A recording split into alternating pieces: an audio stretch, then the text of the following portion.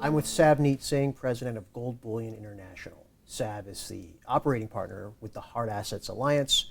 They bring us all of their metal trading platform and their storage agreements across the world and offer them through Hard Assets Alliance to individual investors. So Sav, it's great to be with you.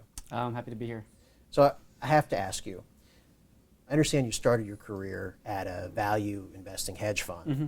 So how does a self-described disciple of Warren Buffett end up starting a precious metal company? Yeah, it's a little ironic if you think about it. So I was one of those kids that discovered Warren Buffett in college and got obsessed with investing, went to the annual meeting, started following him and all his disciples, and went on that path of becoming a value investor. And I ended up working at a very large, prestigious hedge fund to study that trait.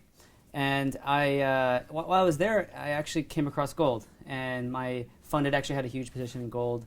And I started meeting with other influential investors like Steve Feldman and Dan Tapiero.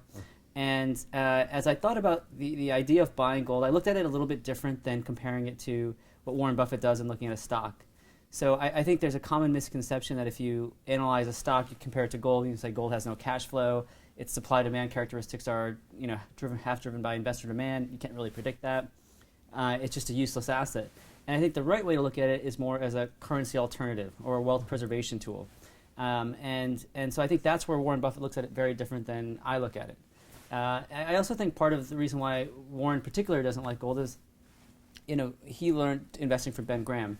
When Ben Graham was alive, gold, you weren't allowed to invest in gold. It was after FDR and before Bretton Woods, so he never had the exposure to it. So I think it's kind of a fallacy to say that if you're a value investor you can't like gold, because I think it's actually completely different ways of looking at the world. Particularly with gold, I also think, particularly with GBI rather, one of the things Warren Buffett is really big on is making concentrated investments. And so when I was at a hedge fund, and if I'd have a great, very high conviction idea, you can only put 1 or 2%, or if you're really lucky, 4 or 5% of the portfolio into it. In starting a business, you kind of go all in some respects. And for me, that was one lesson, is that I believe in the thesis. I think there's a multitude of factors that will lead to gold rising and being an important part of people's portfolio. At the same time, we discovered this huge hole in the market that nobody had. There was no easy way to buy physical gold, particularly for people who are not billionaires. And so there just were a multitude of factors that, hey, it makes sense to invest in gold. So what was the climate like on Wall Street and among your peers when you announced that you were going off to start a gold company? It was odd. So when you work so I went to a good school. I went to investment banking, and I went to a hedge fund. It was a very prescribed track for Wall Street. And when you tell people you're leaving for gold, to start a company that deals in gold, rather, the reaction is people don't know how to react to it. There's some excitement because it's a startup, but at the same time, because the media or the lack of education around gold usually leads to a negative predisposition. Everyone kind of worries about you. Like, are you sure you really want to do this? Have you gone crazy?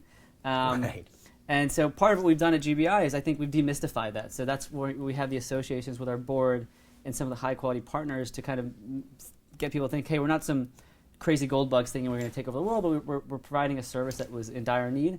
And at the same time, we do believe that there's this thesis that that will last for a long time. And the climate was it was a good time. So Dan Tapiero actually started thinking about gold in 2008, beginning of 2009. And Steve and myself and Dan started thinking about a business in April, May of 2009. And then we started in my apartment, actually, wrote a business plan, presented it to these guys, got some funding, and we started chugging away in mid-2009. And so it was kind of right when the market had started to come back a little bit. But it was also the beginning of all this enormous money printing that was starting. So our timing was a little fortuitous. Sure.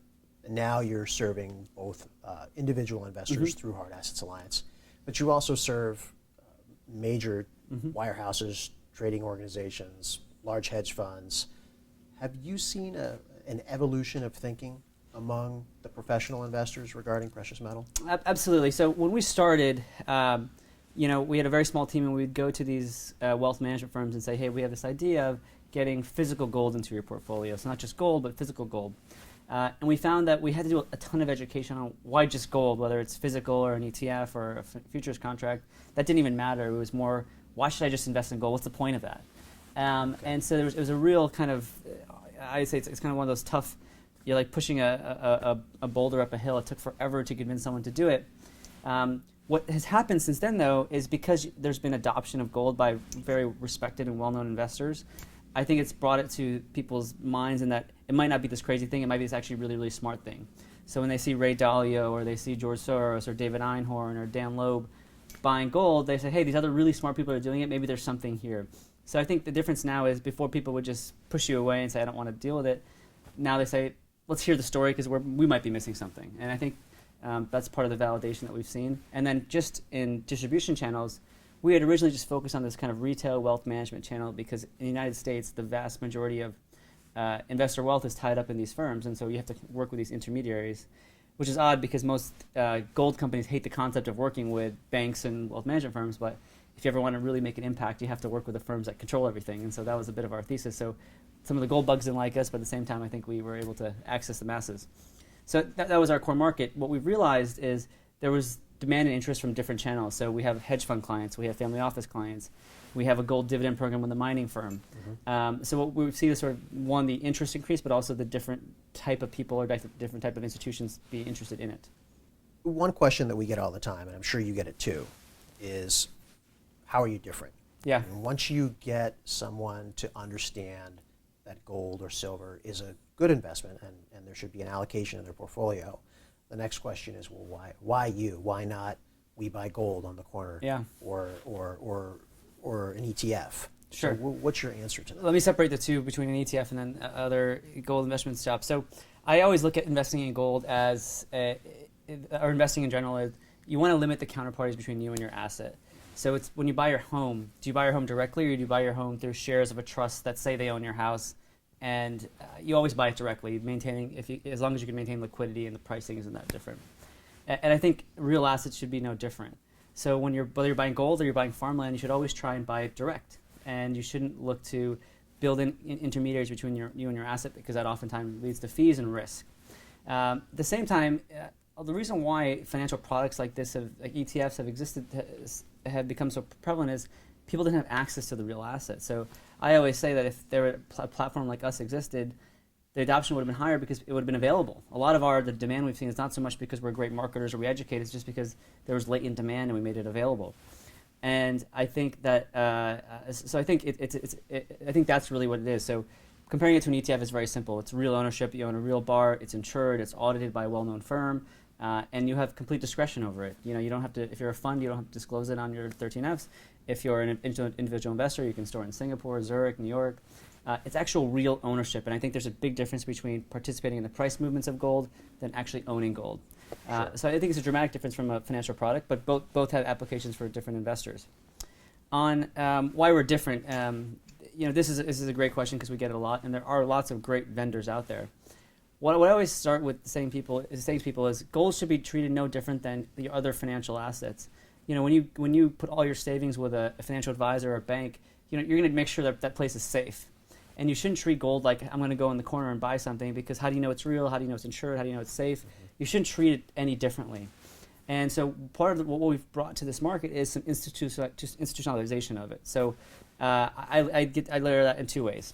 One is infrastructure. So we have an office. We have people you can call if there's a problem. We have extremely robust technology. We have extremely robust operations. If our data center goes down, we have 2 other backups. If our vaults go down, we have 6 other vaults to go to.